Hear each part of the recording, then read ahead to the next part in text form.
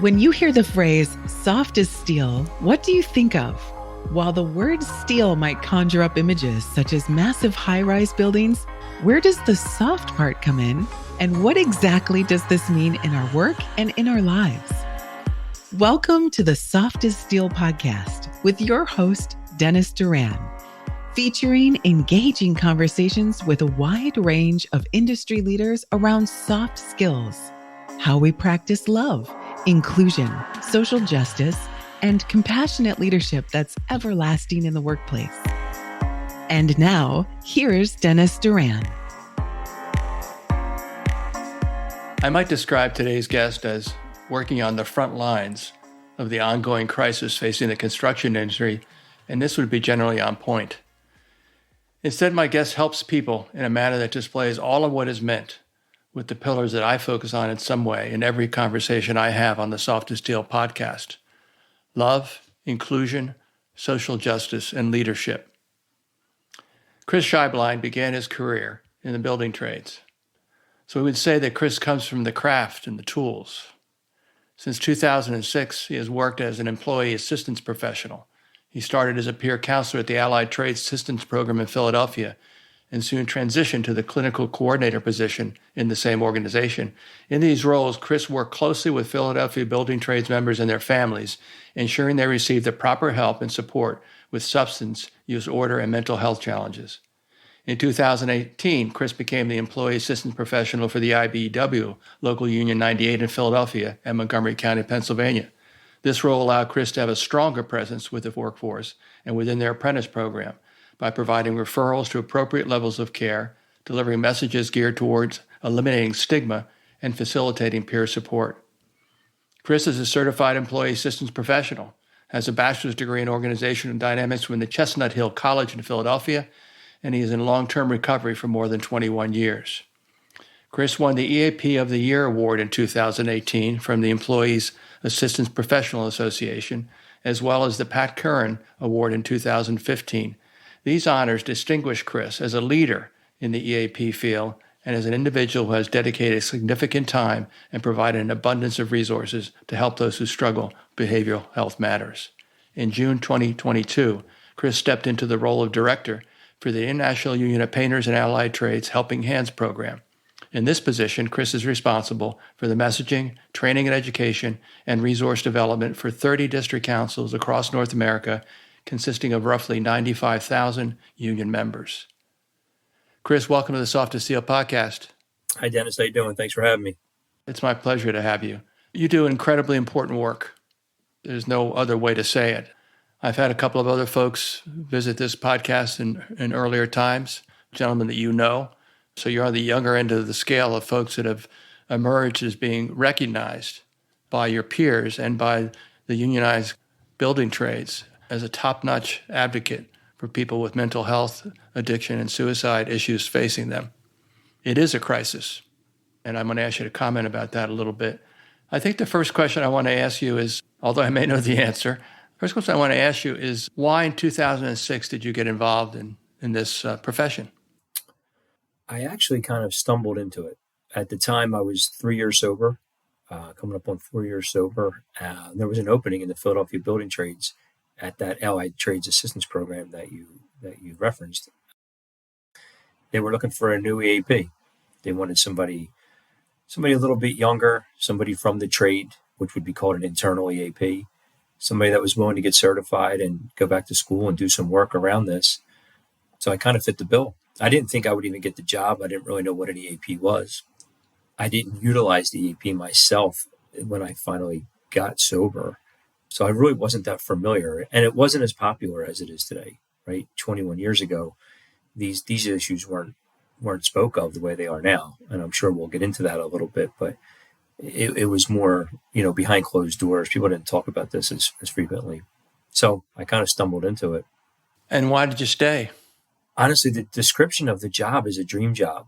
For a 30-year-old guy in recovery a few years to get paid to help fellow union members, to help them, is a dream job, right? I'm getting paid to help people, to get paid to give away what was freely given to me, like they say. So it right away, I took to it like a fish to water. It was a great fit. What's the first story you have about your early days in the role you took on? The first story that just came to my mind was one of, I wasn't very polished coming out of the trades, and I wasn't very well. I couldn't speak to people very well, especially on the telephone. And I had gotten into an argument with someone on the phone. They were intoxicated at the time. And let's just say the old me came out a little bit. And I remember my boss running into the room with his hands flailing around, like, what are you doing? And, I had been on the job a month or two, and coming from the field, you're a little rough around the edges, So that's the first story. It's not really a success story, but it was my first introduction to learning how to speak to people compassionately and empathetically, and remembering who I'm dealing with, because you can lose sight of that, right? The first success story I remember when someone came out of treatment, and just the thanks that he was giving me. And again, it's not because of me personally. I was just the conduit to get him to that space, right?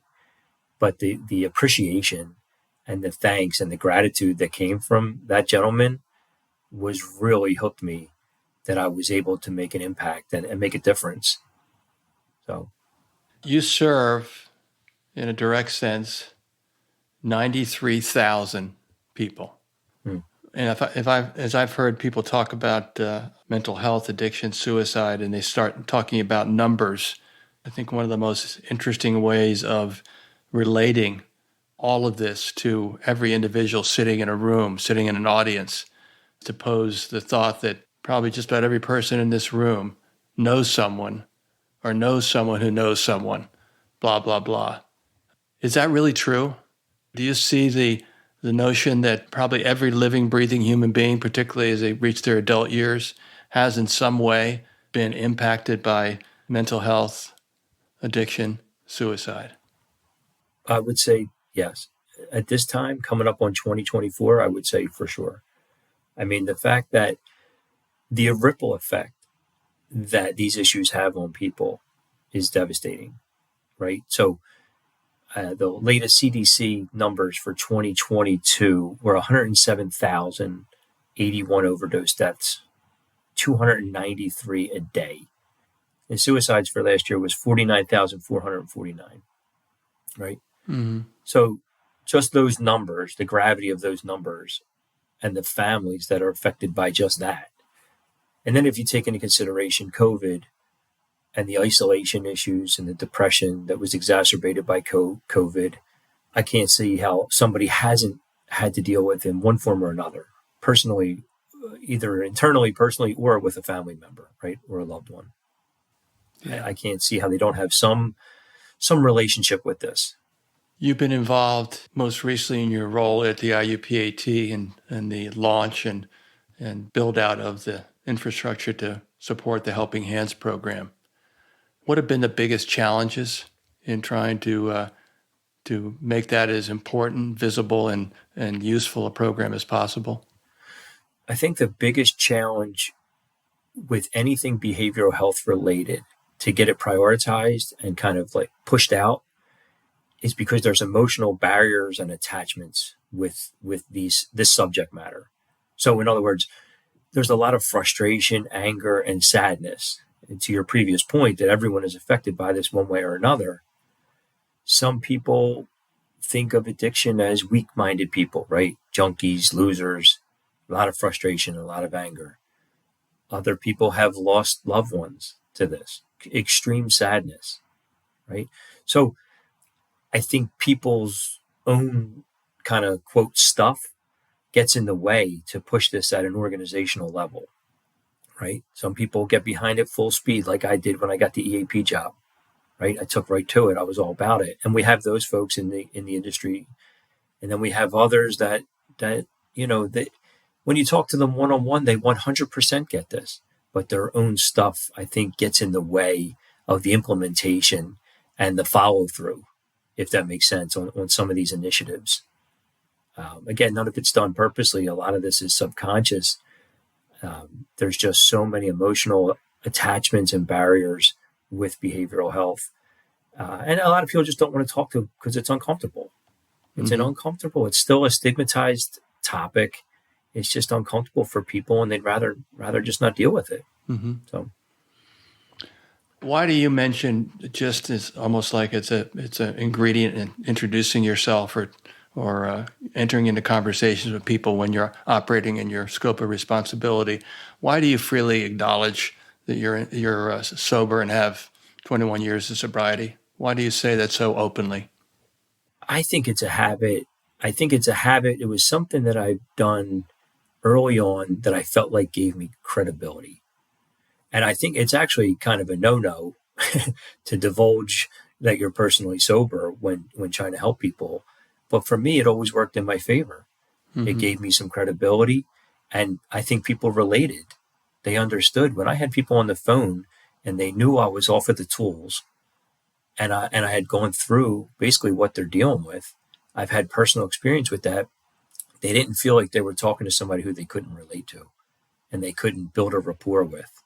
I think it worked. So I think maybe it gives people a comfort level that I'm open. I don't think it's not being humble. It's more just being an open book that vulnerability, I guess, right? I'm being vulnerable so that maybe my audience can be vulnerable as well, because that's another big piece of this. People need to put their hands down and be a little open to this conversation. Yeah. Where have you seen the biggest strides in terms of having an impact? Just in terms of I would say you operate with a perspective as a professional in this field, in an industry with one particular segment of the industry, but overall the industry. So what have you seen in the broader industry? In the IUPAT, I mean, the education we do, you see light bulbs go off individually, but from an organizational standpoint, so the IUPAT is made up of 30 district councils, as you know, across North America. One of our big challenges was to get each of those to contract or hire a vendor to do their assessments and their referrals, right? So in other words, if you have a member that needs help and they call you or they're looking on a website, where do you do with them? Point blank, where do they go? So that outside entity, that third party or that internal person, whoever it is, having that person aligned somewhere regionally specific, meaning close to them, that understands their insurances or their community resources, has been huge. So to have the leadership buy into that and contract with these folks has been huge. And that transitions into a significant investment of money. You're not talking about a simple little program. So when people think about any program of this type that is branded, as this has been branded with the Helping Hands moniker, they're talking about an organization making a commitment of financial resources to build the infrastructure to be able to answer the call when it comes. So you want to applaud that. Yeah, the leadership of the IUPAT knows that. They honestly know that the return on investment is hard to quantify, but they know it's there and they believe it. And so does the leadership in each district council. They know, they understand from having enough conversation and education that the positive ripple effect is well worth it. Yeah. Well worth it. Yeah. Who out there in the recovery community, among the more visible advocates, experts, resources to the general industry and to the general public, have you seen that had an impact on you? Other people doing what you do, speaking in front of groups. I mean, you're speaking to a captured audience. You've got your audience is 90,000 folks. I imagine you also have opportunities or invitations to speak in other forums, local organizations or what have you. But who's out there, talking about this crisis in the manner that you're talking about it, that you perhaps look up to as a mentor or some form of a person who deserves additional respect based on what they do? The first person that comes in my mind is Bob Swanson, who was one of the founders of Helping Hand, right? Bob was a owner of a painting company out of Minnesota who lost his son, who died by suicide 13 years ago.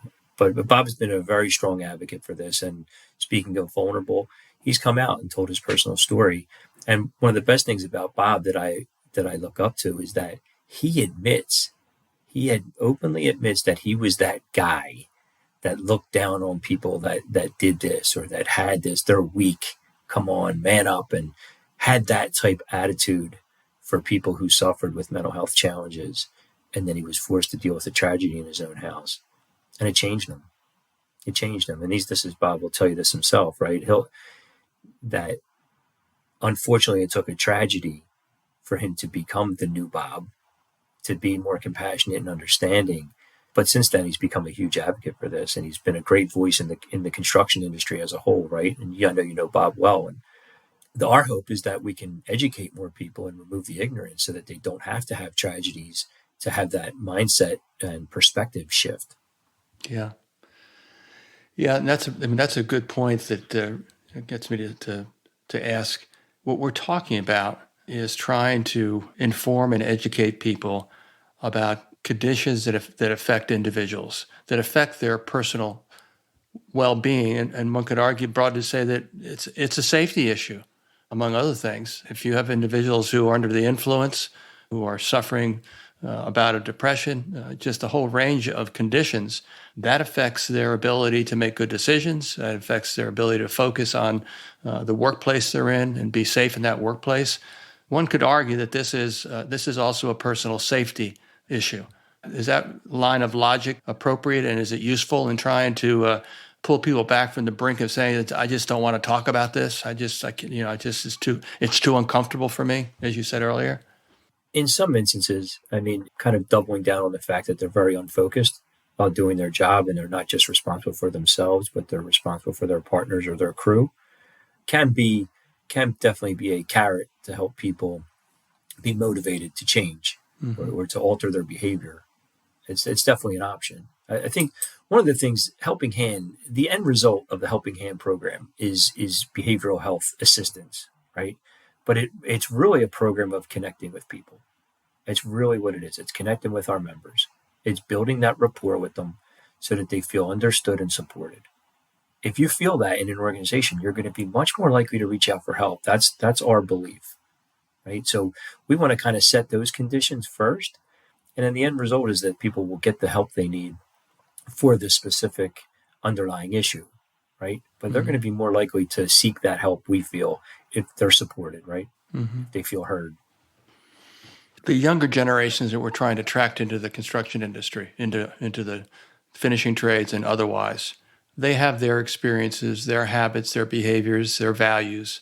Is this kind of an investment in the infrastructure that you built to serve the need around behavioral health?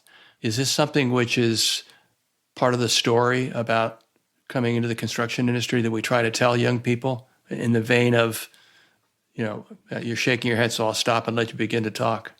Yeah. One of the ideas behind this is that they're getting education early. I didn't have this when I came in, and again, it's not a fault. It's just, it wasn't talked about. It wasn't openly, freely discussed about people having mental health challenges and where to go, right? So we want to, I guess, for lack of a better word, indoctrinate them as soon as they come in this normalized conversation world. So the idea behind the Helping Hand is to normalize the conversation. That's the term we always use. We shouldn't be talking about this like it's the elephant in the room. It should be normal, unfortunately, but it should roll off your tongue, these situations. Right? And that's how the safety culture was changed in the construction industry also. For a long time, safety was not looked at like it is. The safety individual was the guy on the job who was the safety guy with kind of a pain in the butt, telling me to put my glasses on. And, it didn't have the industry around it. All the safety professionals, they weren't what they were. They grew into that. But we ingrained every apprentice in a safety culture. They don't know any different. So that's the way I feel this should be. We should talk about this from day one in the new member orientation. We should talk about this and continue to talk about it. And then we have people that, become journey persons that have talked about this their whole apprenticeship. They know the resources, they know the messaging, they've been educated. And they're the three legs of this stool that we try to build off of. So, yeah. In opening my introduction to you, I said that we were going to focus in on some of the ways I talk about soft skills in this podcast and in my book. And I mentioned 4 elements: love, inclusion, social justice, and leadership. We've kind of been talking about the leadership piece in a sense overall. Tell me how the word love fits into your vocabulary, your way of thinking and feeling, if it does, as you look at what your calling is and what you are doing day to day. I think we need to basically treat each other. Obviously, it's a simple statement to say treat each other loving, right? But we have a brotherhood, sisterhood that we say you're in a family. We should treat each other like that. That's really what it comes down to. And it takes education and commitment for people to get to that. That's the truth. And I don't know if that's right or wrong as far as it, being good or bad, that people have to work at loving one another. But that's what we need to teach, because that's how we're going to advance the labor movement in general, the IUPAT and the labor movement in general. We have to treat each other loving and pick each other up when they're struggling. Well said. What about inclusion? How does what you do relate to the conversations around inclusion?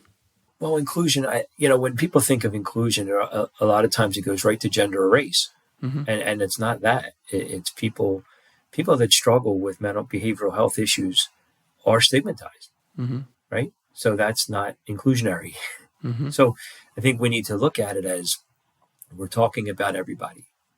And as far as our organization goes, myself and the general president say this a lot, that every member of the IUPAT should feel that this is their union.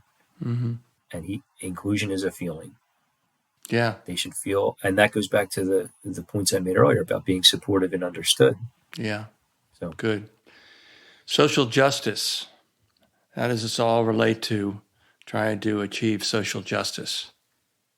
I didn't say these questions were going to be easy, Yeah. I think the members of our union, again, social justice and inclusivity to me are hand in hand. To me, the way we treat it all boils down to the way we treat one another, right? The way we treat one another, what our makeup of our organization is. So I think a lot of it comes down to not excluding people. Also in the past, correct me if I'm wrong, again, you talked about the stigma associated with mental health, addiction. Those were also matters that were dealt with in an entirely different way 10, 15, and 20 years ago, from the standpoint of how people were viewed who were suffering from these maladies. They were treated differently. They were not treated in a just and caring way. So when I think about social justice, I come from that perspective on why it's important. Because you're right, you said it beautifully. Again, inclusion is not just about race and gender. There are many ways in which one person is different from another. And these various conditions, overall mental health, addiction, and being touched by suicide or dying by suicide affects everyone. And justice on a social basis doesn't stigmatize people, doesn't see them differently. And I feel that that's still, in many ways, that's still a big challenge for our society, is to recognize that differences are not something which should be something that separates, but something which is acknowledged, and then we go on dealing with each other as human beings. I had a professor once tell me that I shouldn't be calling them differences, I should be calling them preferences. If you look at it through the lens of, if you look at it through a cultural preference or a generational preference, it takes away that divide, the divisiveness. I don't know if that's true, but that always stuck with me. Yeah. I like to say, and I have in front of audiences, actually probably one that you sat in at one point or another, put out the question about what's one thing that every other person in this room has in common with every other person in this room. And the answer is that they're different from each other. So why does commonality? And again, it was also one of the questions I opened a session I did last year at an event that you were in the audience for, I think. And the idea was, how do we achieve commonality despite our differences? And that's a big challenge. So if we know that Joe's a drunk, If we know that so-and-so acts a little crazy sometimes, or do we know if so-and-so needs to, keep an eye out for them because you just don't know what they're going to do next? Those are differences, and they present problems rather than present situations where one other person could be of help to that individual, as opposed to stepping back and not demonstrating caring and not doing something that could have a positive impact on the course of their life for the next little bit or maybe for a long time. Your thoughts? The stigmatized group at one point, people that went for help were definitely looked at differently. So I think we need to, and we've come a long way as a culture. We've definitely come a long way as a culture. We still have a little ways to go, but it's definitely gotten so much better. People are so much more receptive to this conversation. Sometimes we talk about all the work we need to do and we don't look at the wins of how people have changed. Sometimes I think it's easy for me to look at what we still have to keep doing instead of looking back how far especially some individuals that I know have come. It's we are doing well and we are helping people. As you sit here today and think into the future, what other things or what among the tools and techniques that are being used now to deal with these issues need more work? What more needs to happen in the future to try to have a measurable and continuous positive impact on the numbers that you shared early in our conversation? I think industry-wide, there needs to be more education and training around this subject, right? And for two reasons. The first, we do a peer support class at headquarters in Hanover, and one of the pieces that we do there is a piece on how the brain heals from addiction. So if you've been using substances for a long period of time habitually, your brain goes through a healing process. We talk about some of the pharmacology with some of the mental health, the drugs that you might use. The point of bringing that up is that it gives people context to why people that are struggling or recovering are acting a certain way. Mm-hmm. When our people seem to have context, they tend to be a little more understanding because it removes the ignorance and they're more educated and they see things from a different perspective. They still might have their opinions about the individual, mm-hmm. but they understand why the actions and the behaviors are what they are, right? Yeah. So that's a big piece. And I think another one we need to do is take this to job sites more. There should be toolbox talks and safety stand downs around these issues.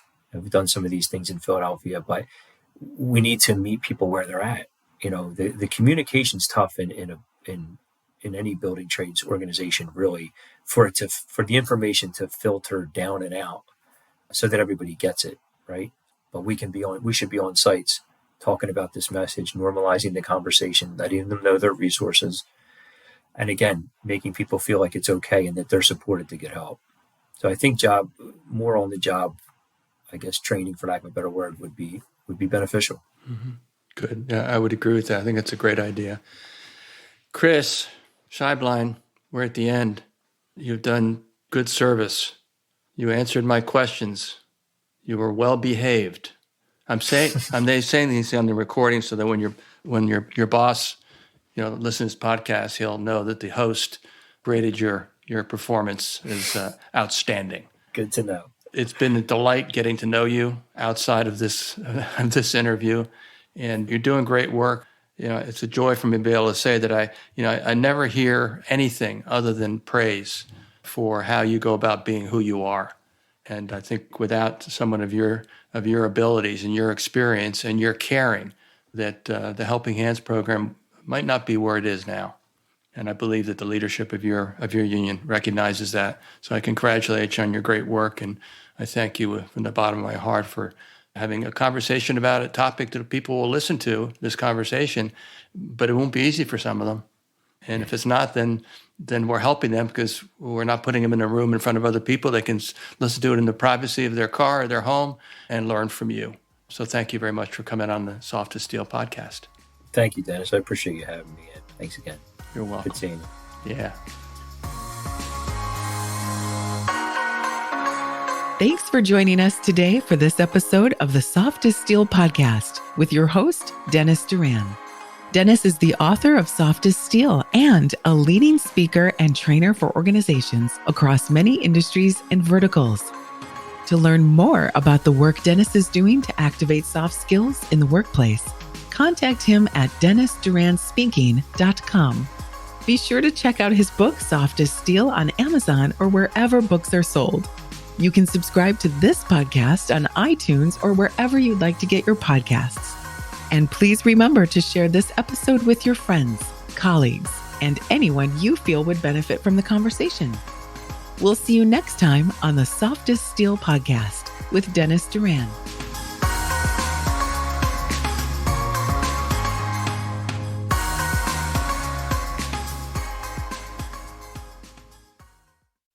Produced by Audivita Studios.